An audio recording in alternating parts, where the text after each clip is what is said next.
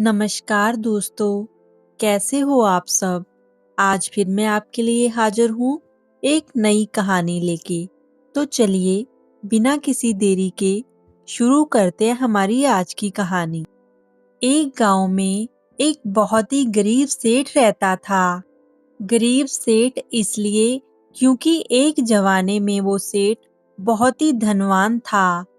जब वो सेठ था और धनी था, उस समय उसने बहुत सारे पुण्य किए थे।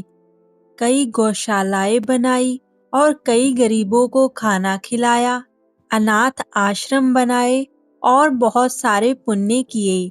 लेकिन जैसे जैसे समय गुजरा, वो सेठ निर्धन हो गया।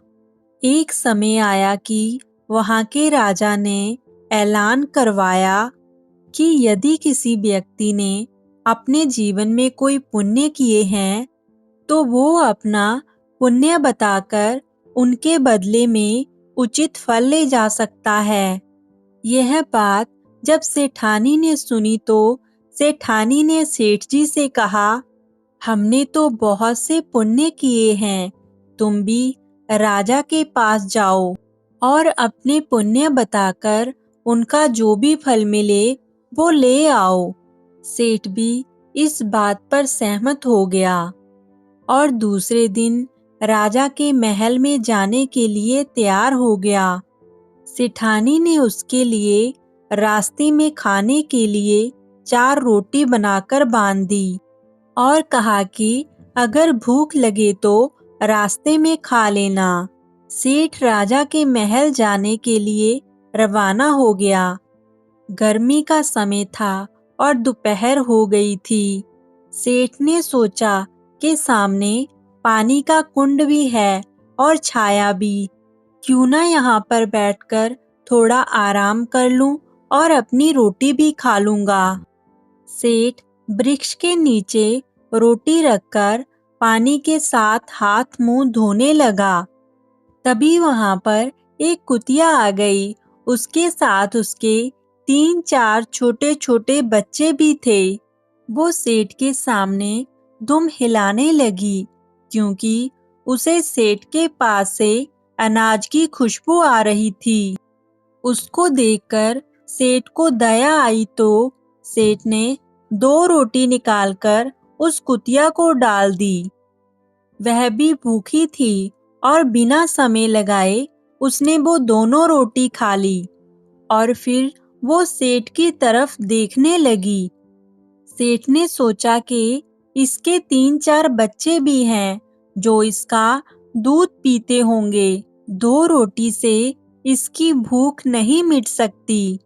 फिर सेठ ने अपनी बची हुई दोनों रोटी भी उसे डाल दी और पानी पीकर अपने रास्ते में आगे चल दिया। सेठ राजा के दरबार में हाजिर हो गया और अपने द्वारा किए गए पुण्यों की गिनती करवाने लगा। सेठ ने अपने द्वारा किए गए सब कर्म विस्तार पूर्वक राजा को बता दिए और अपने द्वारा किए गए पुण्यों का फल मांगने की बात की। तब राजा ने कहा कि आपके इन पुण्य का कोई भी फल नहीं है। यदि आपने कोई और पुण्य किया हो तो वो भी बताएं, शायद उनका कोई फल मैं आपको दे पाऊं।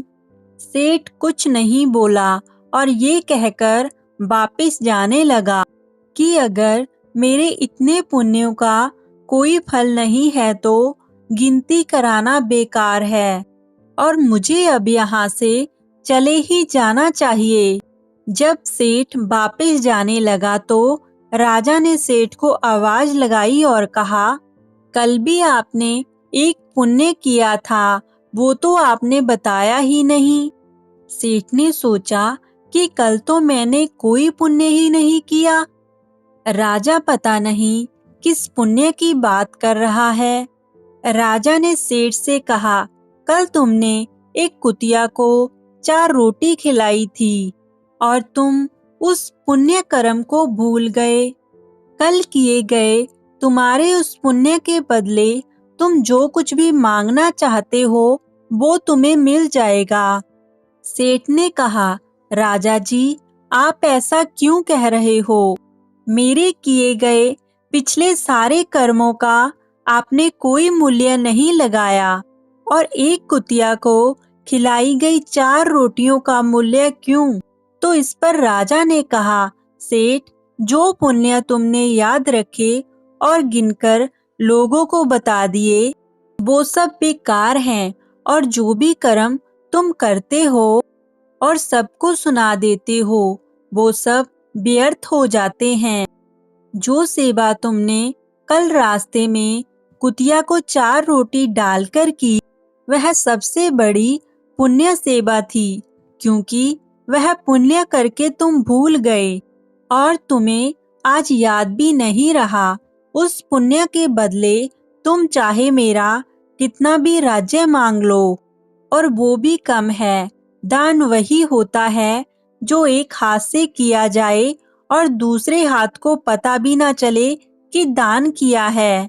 राजा ने सेठ को बहुत सारा धन देकर अपने राजमहल से विदा किया और सेठ और सेठानी पहले की तरह धनवान हो गए।